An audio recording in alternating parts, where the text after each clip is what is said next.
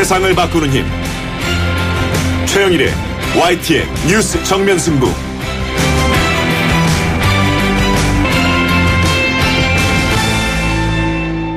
YTN 뉴스 FM 뉴스 정면 승부 3부 시작합니다. 민자 고속도로임에도 불구하고 이 막대한 예산이 적자 보존에 쓰이고 있는 실정인데요. 그 중심에는 잘못된 수요 예측 문제가 자리하고 있다고 합니다. 이 국정감사 때마다 지적되는 부분이기도 한데요. 잠시 후에 국회의 국토교통위원회 소속 더불어민주당 전현희 의원을 연결해서 이 문제와 함께 또 전 의원은 이 의료소송 전문 변호사 출신이기도 해서요. 고 백남기 농민의 부검 논란 관련 의견도 들어보도록 합니다. 이 아동 대상 범죄가 얼마나 더 잔혹해질 수 있을까요? 입양한 딸을 학대해서 숨지게 한 것도 모자라서 시신을 잔인하게 훼손한 혐의를 받고 있는 양부모와 동거인의 구속 여부 오늘 결정될 것으로 보입니다. 이 비정한 부모는 딸에게 미안하다고 말은 했습니다만 이 강력한 처벌을 요구하는 목소리 큽니다. 한국아동학대예방협회 부회장을 맡고 있는 이명숙 변호사와 함께 이 문제도 짚어봅니다.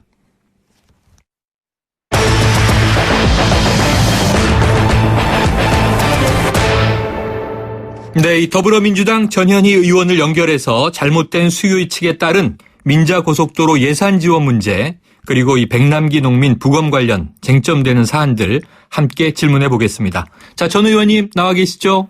네, 안녕하세요. 네, 안녕하세요. 네. 자, 이 새로운 고속도로를 만든다, 혹은 네. 또 교량을 건설한다, 엄청난 국가 예산 들어가지 않습니까? 네. 그래서 예비 타당성 조사라는 것을 하는데, 네. 이 예비 타당성 조사를 통해서 예측한 수요량과 실제 결과의 차이가 크다, 이런 거죠? 네, 그렇습니다. 네. 네. 어느 정도 큰가요? 네, 정부가 건설하는 고속도로에서 실제 교통량이, 그 예측 교통량 수치를 넘은 곳은 43개 구간 중에서 자료 분실에서 자료 없는 18개 구간을 제외하고는 네. 25개 구간 중에, 실제 교통량이 예측을 넘은 건 4개 구간에 불과합니다. 대부분 예측에 미달하는데요. 네. 특히 그 서울, 안산, 김천, 여주 이런 데는 이제 4개가 여기는 예측은 초과하고요. 네. 나머지는 절반 수준입니다. 그래서 뻥튀기 예측을 한 그런 곳이 대부분인데 네. 여주 양평 고속도로 경우에는 실제로 예측은 6만 2천 대 정도 일일 교통량이 예측됐는데 네. 실제는 8,900여 대에 그쳐서 이용률이 14%에 불과한 아주 부실 예측을 했습니다. 그러니까 6만 대가 넘을 것이다 했는데 8천 대 수준이어서. 네, 맞습니다. 어떻게 보면 도로 건설의 타당성이 부족한데 건설이 된 셈인 거죠.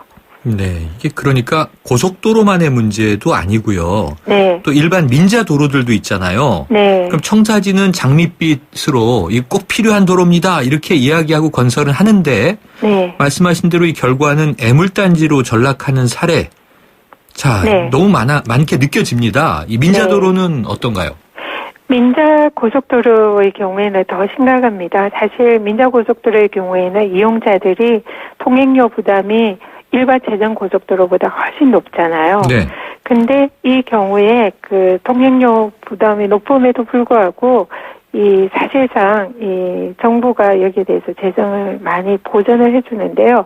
근데 실제로 이 재정 보전을 해주는 그 근거인 그 교통량 예측치가 굉장히 뻥튀기 되어 있습니다. 그래서 2015년 기준으로 실제 교통량이 예측 수치를 넘은 구간은 거의 없었는데요.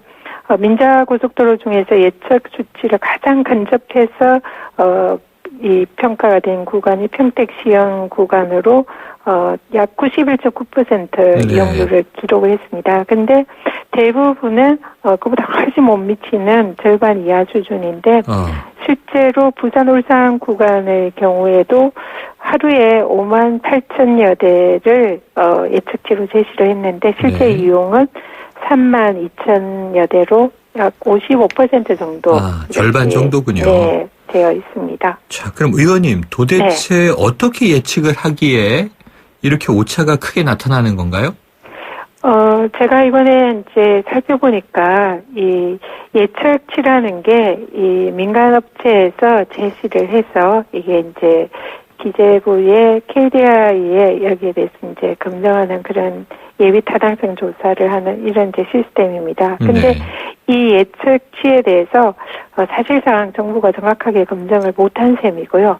그리고 또 이 민간업체가 제시한 이 예측치가 만약 오차가 나거나 이러면 좀 계약 갱신을 해야 되잖아요. 네네, 그렇죠. 근데 그렇게 갱신하는 그 제도 자체가 없고, 그리고 이 예측치도 사업 시행을 30년 전에 그 예측치를 한꺼번에 예측을 해서 아하. 결정을 하고, 네. 이를 중간에 오차가 있어도 전혀 변경할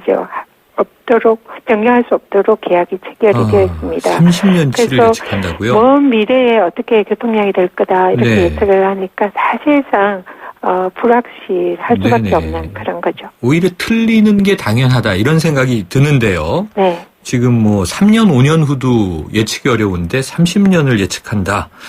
자, 그런데 문제는요. 이 네. 민자도로가 수요 예측을 이렇게 잘못해서 과잉 건설을 해놓고 네. 결국은 적자가 발생할 텐데 이걸 나라 돈으로 보존하고 있는 거죠? 예, 맞습니다. 지금 이제 예측치를 계속 말씀을 드린 게 실제 교통량과 예측치가 차이가 나잖아요. 네. 그러면은 그 차이 난 만큼 국가에서 재정으로 보전을 하도록 되어 아하. 있습니다. 네. 그래서 우리가 흔히 민자고속도로가 실제로 이제 국비 투자한 재정 고속도로보다 통행료가 많이 비싸잖아요. 그렇죠. 거의 뭐 1.7배 이상 이렇게 비싼. 네. 데요. 그러면서 국민들은 그그 정도 뭐 비싸는 건 어쩔 수 없어 이렇게 이제 생각을 하고 있는데 이번에 살펴보니까 이 통행료도 비쌀 뿐더러 민자고속 사업자가 만약에 이제 그 실제 통행량보다 예측치보다 적잖아요. 그러면 네. 거기에 대해서 재정으로 보전을 해줍니다. 그래서 민자고속도로 사업자가 손해볼 일이 없는 거죠. 네네. 그래서 여기에 이 정부가 보전해주는 이 금액이 인천공항의 경우에는 거의 1,000억대에 가깝게 이렇게 보전을 해주고 네. 지금까지 재정으로 보전이 된 것이 전체가 약 2조 8,894억 정도 재정이 나갔습니다. 네. 인천공항고속도로는 개통부터 지난해까지 정부에서 약 1조 3천억 아하. 가까이 이렇게 보전을 받았는데요. 네. 이건 다 민자고속도로 건설에서 국민들한테는 높은 통행료로 부담을 주고 거기다가 재정으로 또 보전을 해서 이렇게 세금 네. 해제 부담이 있고 거기다가 그 근거가 되는 예측치가 뻥튀기 된 그 예측치를 기준으로 해서 실제 교통량과 그 차이만큼 보전을 네. 해주는 거라 이만저만한 혈세 노출이 아닐 수가 없습니다. 네. 나라 돈이라고 얘기했습니다만 결국은 국민 혈세인데 말이죠. 네. 민간 업자는 적자가 나도 국가가 보전해주고 네. 그리고 이제 수익을 내기 위해서 어쨌든 비싸게 받고 네.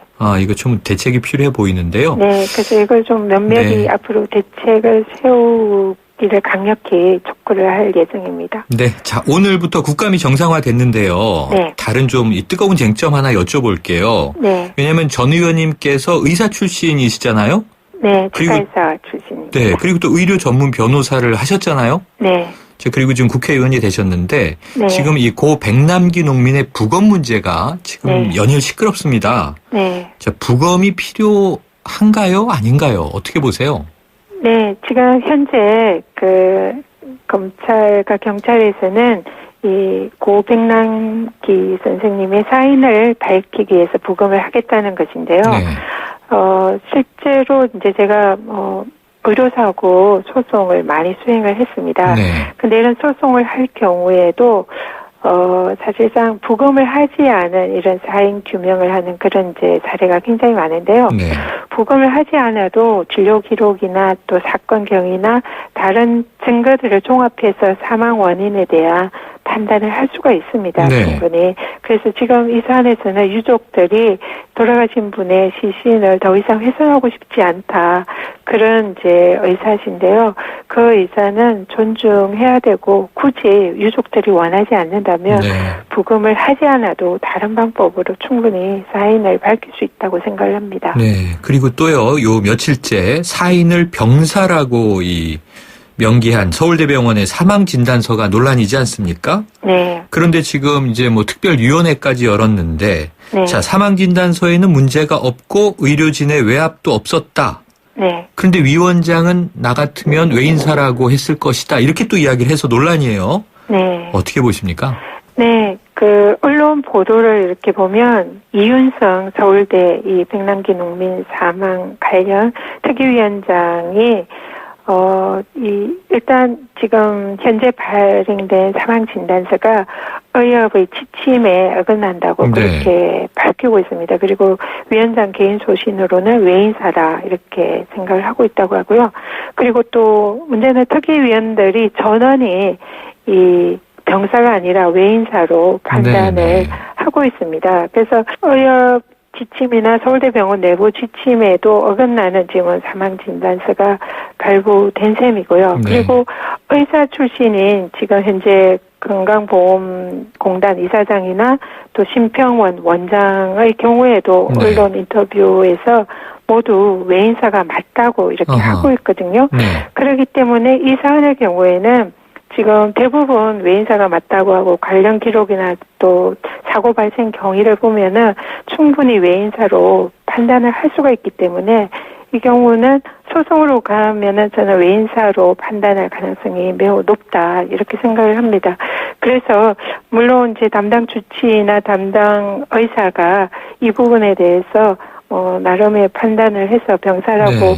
했다고 치더라도 사실상 이 부분에 있어서는 좀 면밀하게 그 진단서 자체에 네. 전문가들이 다 문제가 있다라고 하고 있기 때문에 이 부분에 있어서는 좀 다시 재검토가 필요하다 생각합니다. 재검토가 필요하다 말씀하셨습니다. 그런데 네. 조금 전에 이게 소송으로 간다면 진단서의 사인이 바뀔 수도 있다 그러셨는데, 네. 자, 지금 유족 측이요, 서울대병원에 이 고 백남기 씨의 사망진단서 변경을 요청했습니다.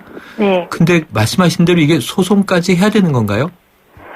지금 서울대 병원의 특위에서 지금 일단 이것을 외인사로 판단을 하고 있고요. 네. 그리고 또 사고 경위라든지 외부 전문가들이 대부분 이 외인사로 보고 있거든요. 네. 근데 이제 유독 주치의만 이 부분을 지금 병사다 이렇게 얘기를 하고 있는데 네. 지금 그렇다면은 이게 객관적인 이런 사실관계나 이런 걸 볼 때 외인사로 충분히 볼 수가 있기 때문에 이 또 의협의 진단서 지침에도 어긋나기 때문에 특히나 이런 서울대 병원 자체에서 담당 의사에게 진단서 변경을 요구할 수는 있다고 생각을 합니다. 근데 그 진단서 작성의 주체는 담당 의사이기 때문에 담당 의사가 요구에 응하지 않는다면 진단서 변경이 사실상 쉽지는 않은데요. 네. 그렇지만 이 객관적 사실에도 부합하고 실질적으로 모든 전문가들이 대부분 전문가들이 외인사로 보고 있기 때문에 네. 의사 담당 주치의가 만약에 그 판단에 오류가 있었다면 좀 시정을 하는 것이 바람직하지 않나 이렇게 생각합니다. 알겠습니다. 자, 오늘 말씀 여기까지 듣겠습니다. 고맙습니다. 네, 감사합니다. 지금까지 더불어민주당의 전현희 의원이었습니다.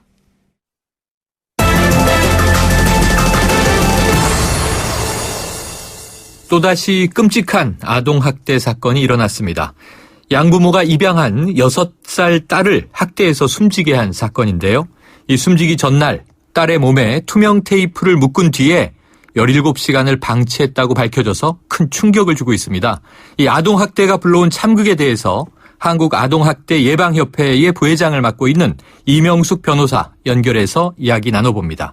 변호사님 안녕하십니까? 네, 안녕하십니까? 자, 이 아동학대 관련 사건 많이 접하고 계시죠?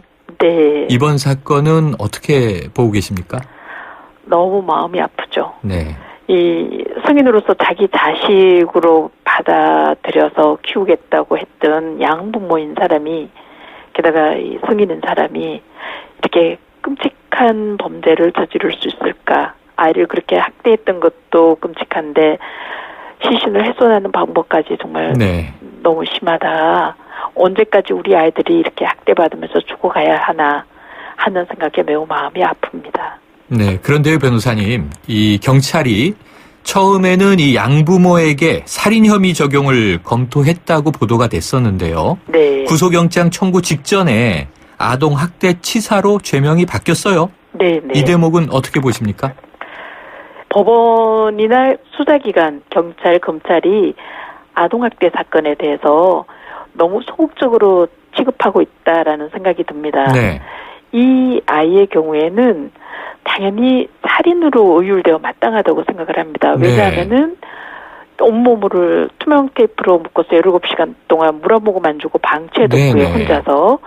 그리고 양어머니의 진술에 따르면 외출해서 돌아왔더니 숨을 헐떡이고 있어서 테이프를 자르고 그리고 심폐소생술을 했다라고 하는데요. 네.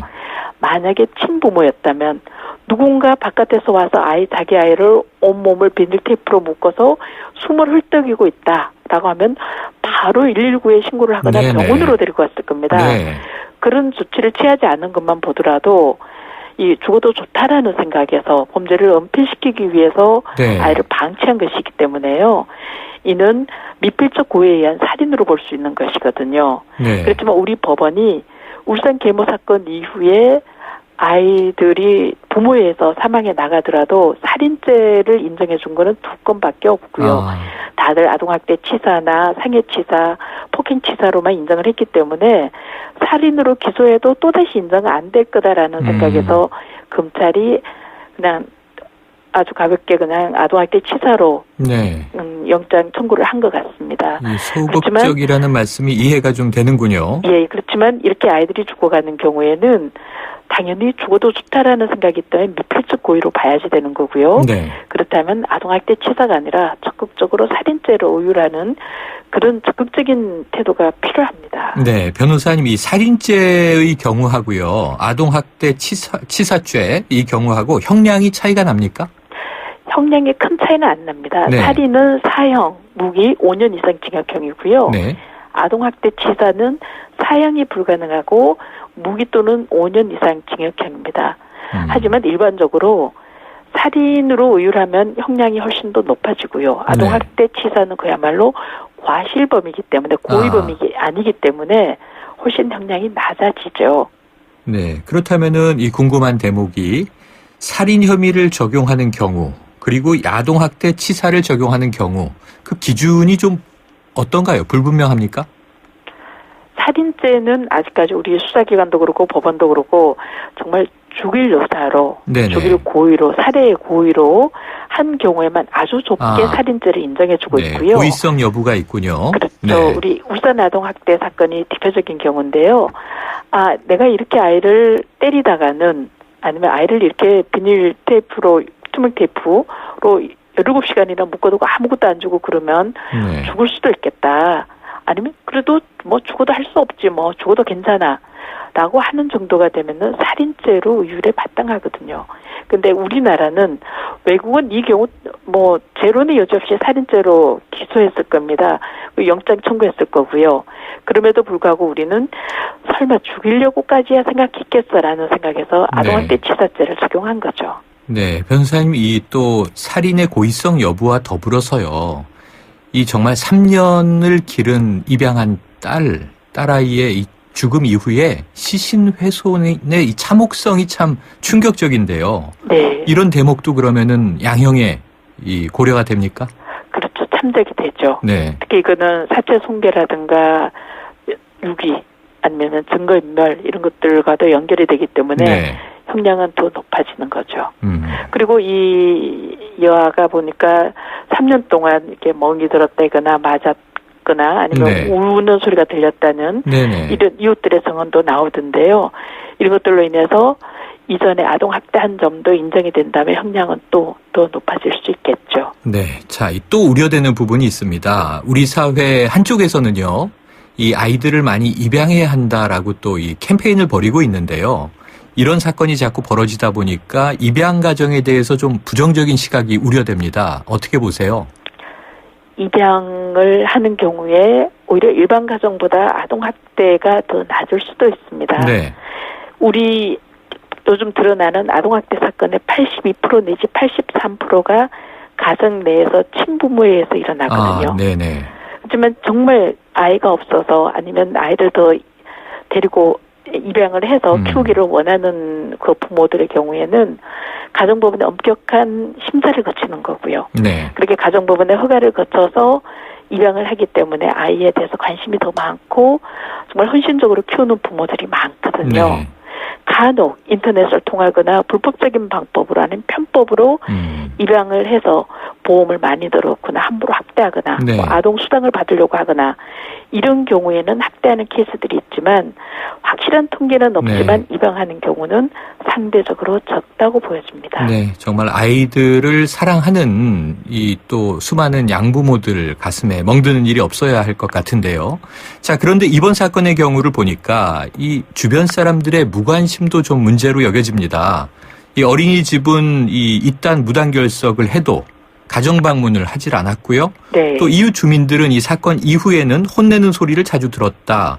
밖에서 활동하는 모습을 거의 보지 못했다. 이렇게 증언하고 있습니다만 아무도 의심 신고를 하지 않았지 않습니까? 네. 그러면은 이런 사회적 문제에 대한 우리의 대처는 어때야 될까요? 이웃들이 좀 더 관심을 많이 가져야 됩니다. 예전에는 남의 가정사에 개입하는 것이 미덕이 아니라고 여겨졌지만 아이들은 우리의 미래인 거고요. 그 부모가 있는 가정 내에서 아동학대가 대부분 발생하고 있는 게 현실인 이상 아동학대를 근절하기 위해서라도 어린이집에 유치원에 학교에 아이들이 오지 않는다. 그러면 학대를 의심해서 본인이 전화해보거나 가정방문할 게 아니라 바로 수사기관이나 아동학대 관련 기관에 신고를 해야 되는 거고요. 네네. 이웃들도 마찬가지인 거고요. 좀 더 관심을 가지고 지켜봐야만 아동학대를 없앨 수도 있죠. 그리고 이 사건 같은 경우에 친엄마도 가까이 있었을 텐데 네.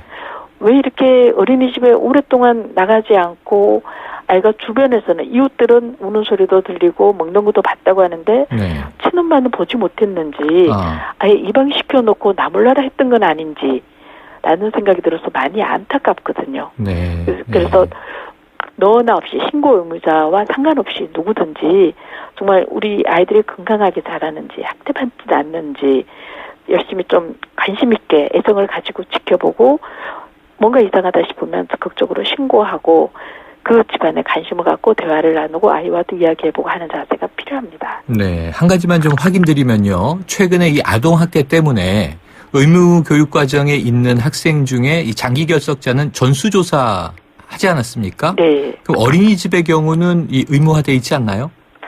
의무화되어 있죠. 네. 당연히 아동학대 신고 기관인 거고 신고를 해야 되는 거죠. 네네. 그렇지만 대부분의 경우에 신고들을 하지 않고 있는데요. 최근 5년 동안 12살 미만 아이들이 대부분이 부모죠. 부모에 의해서 살해당한 경우는 200명 가까이 됩니다.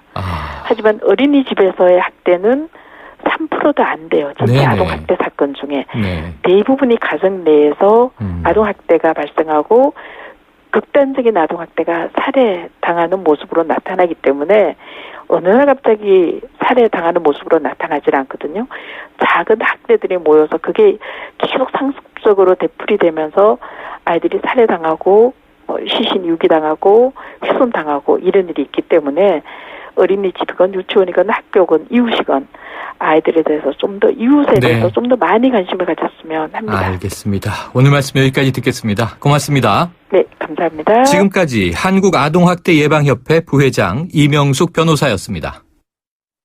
1644 1644 대리운전 1644 불러보자 꽃배달도 1644 1644 전국 꽃배달 배송비 포함 3단 환 54,000원부터 3단 환 54,000원부터 1644 꽃배달 1644 대리운전 1644 1644 당신의 제규어는 수만 번의 코너링 후에도 그 가치가 확실히 지켜져야 합니다. 제규어가 보장하는 제규어 인증 중고차 서비스 트레이드인 프로그램.